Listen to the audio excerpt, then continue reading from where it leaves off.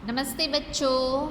आज हम कक्षा 4 में पाठ 4 हाथी दादा जो एक कविता है वो करने वाले हैं। घंटे की धुन पड़ी सुनाई, हाथी आता होगा भाई। सचमुच हाथी आता है, दोनों कान हिलाता है। काला ऊंचा भारी है, कैसी अजब सवारी है। चढ़ा महावत गर्दन पर, एक हाथ में अंकुश धर। इसको वही चलाता है, सीधी राह लगाता है। लंबी सूंड लटकती आगे, उसकी राह छोड़ सब भागे। हाथी दादा कहाँ चले, किसे ढूंढने को निकले। तो बच्चों यहाँ पे घंटे की जब धुन सुनाई पड़ती है तब लगता है कि हाथी आता होगा भाई। सचमुच हाथी आता है और कैसे आता है, दोनों कानों को हिलाते आता है। हाथी कैसा है, काला ऊंचा भारी है, कैसी अजब सवारी है। हाथी जो है वह काला ऊंचा और बहुत भारी है और कैसी उसकी अजब सवारी है, यानी अनूठी उसकी अनोखी सवारी है। चढ़ा महावत गर्दन पर, यानी जो उसको चलाता है हाथी को उसे कहते हैं महावत। तो वो हाथी की गर्दन पर बैठा है और एक हाथ में अंकुश धर। अंकुश यानी एक छोटा सा मुंह वाला भाला जिससे हाथी को चलाया और वश में रखा जाता है। तो चढ़ा महावत गर्दन पर, एक हाथ में अंकुश धर। उसके जो हाथ में आपको दिख रहा ना भाला, उसे कहते हैं अंकुश। इसको वही चलाता है, सीधी राह लगाता है। ये अंकुश है जो उस पर रख के उसको सीधा चलाया जा सकता है और सीधी राह लगाया जा सकता है। लंबी सूंड लटकती आगे, हाथी के आगे जो है वो लंबी सूंड लटक रही है। लंबी सूंड लटकती आगे, उसकी राह छोड़ सब भागे। जब हाथी को कोई आता देख लेता है तो वो लंबी सूंड हिलाता हिलाकर आता आगे बढ़ता है, तो सब लोग भाग जाते हैं, डर जाते हैं। हाथी दादा कहाँ चले, किसे ढूंढने को निकले। तो हाथी दादा कहाँ चले गए, कहाँ चल रहे हो और किसे ढूंढने को निकले हो। एक बार फिर, घंटे की धुन पड़ी सुनाई, हाथी आता होगा भाई। सचमुच हाथी आता है, दोनों कान हिलाता है। काला ऊंचा भारी है, कैसी अजब सवारी है। चढ़ा महावत गर्दन पर, एक हाथ में अंकुश धर। इसको वही चलाता है, सीधी राह लगाता है। लंबी सूंड लटकती आगे, उसकी राह छोड़ सब भागे। हाथी दादा कहाँ चले, किसे ढूंढने को निकले। तो बच्चों आगे हम इसके नए शब्द और अभ्यास कार्य करेंगे। धुन, नए शब्द में है धुन। धुन यानी आवाज़। अजब, अजब यानी अनूठी। अंकुश, अंकुश यानी एक छोटा दो मुंह वाला भाला जिससे हाथी को चलाया और वश में किया जा सकता है, रखा जा सकता है। अब यहाँ पे है प्रश्न के उत्तर दीजिए। पहला, घंटे की धुन किसके आने का संकेत करती है।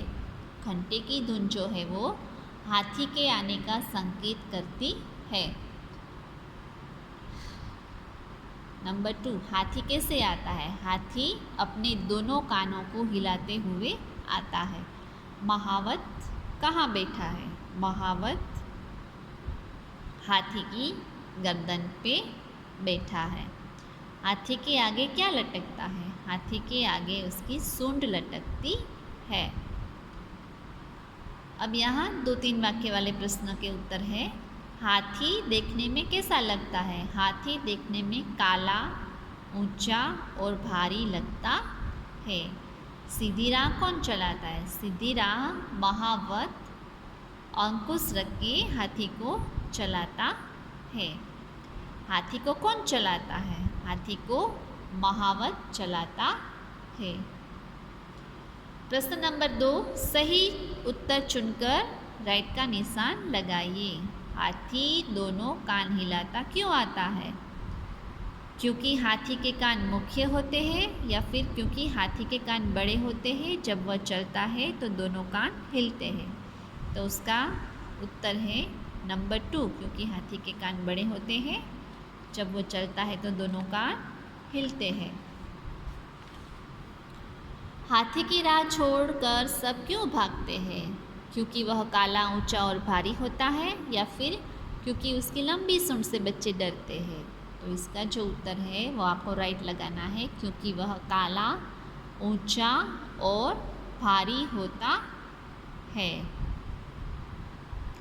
अब यहाँ पे प्रश्न नंबर 3, रेखा खींचकर सही मिलान कीजिए। देखो, घंटे की धुन, तो उसके सामने आएगा पड़ी सुनाई।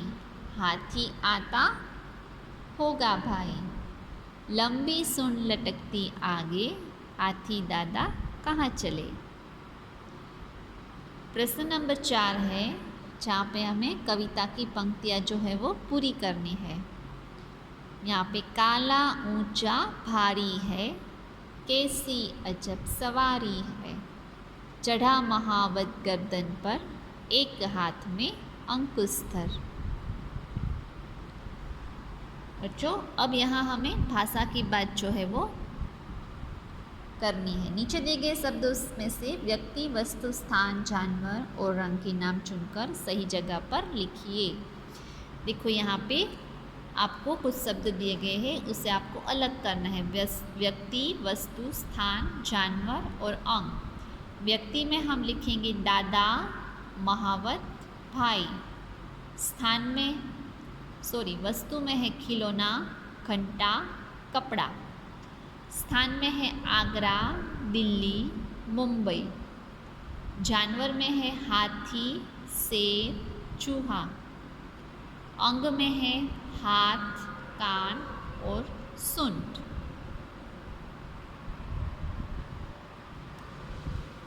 आगे है पढ़िए, समझिए और एक शब्द स्वयं लिखिए। देखो, हाथी, गजराज, हस्ती, ये है पर्यायवाची शब्द। हाथी का पर्यायवाची शब्द होगा गजराज और हस्ती। धुन का पर्यायवाची शब्द है स्वर, लय। राह का पर्यायवाची शब्द है मार्ग, पथ। कान का पर्यायवाची शब्द हम करेंगे कर्ण और श्रवण, जिसे हम कान का पर्यायवाची शब्द करेंगे। अब है लिंग परिवर्तन। हाथी तो हथीनी, भाई, बहन, दादा, दादी, सम्राट, सम्राज्ञी, शेर, शेरनी, नाना, नानी। अब नीचे है वचन बदलिए। हाथी, कुछ शब्द ऐसे होते हैं जिनके हम वचन नहीं बदल सकते, वो ऐसे ही लिखे जाते। देख, जैसे कि हाथी तो हाथी, महावत, महावत, कान, कान, हाथ, हाथ। लेकिन जब हम उनको वाक्य में प्रयोग करते हैं तो उनके आगे शब्द परिवर्तन कर सकते हैं। देखो, हाथी, हाथी को, हाथियों को। महावत, महावत को, महावतों को। कान, कान में, कानों में। हाथ, हाथ में, हाथों में। तो बच्चों, आपको ये कविता दोहरानी है और पढ़नी भी है, और इसका अभ्यास कार्य भी नोटबुक्स में करना है। आपको यहाँ पे एक्सरसाइज भी दी गई है सोच समझने की बात में। आपको हाथी दादा कैसे लगे, हाथी के बारे में 5 वाक्य भी आपको अपने आप लिखने हैं। आप सबने हाथी देखा ही होगा, तो आपको हाथी के बारे में 5 वाक्य लिखने हैं। ओके बच्चों, धन्यवाद।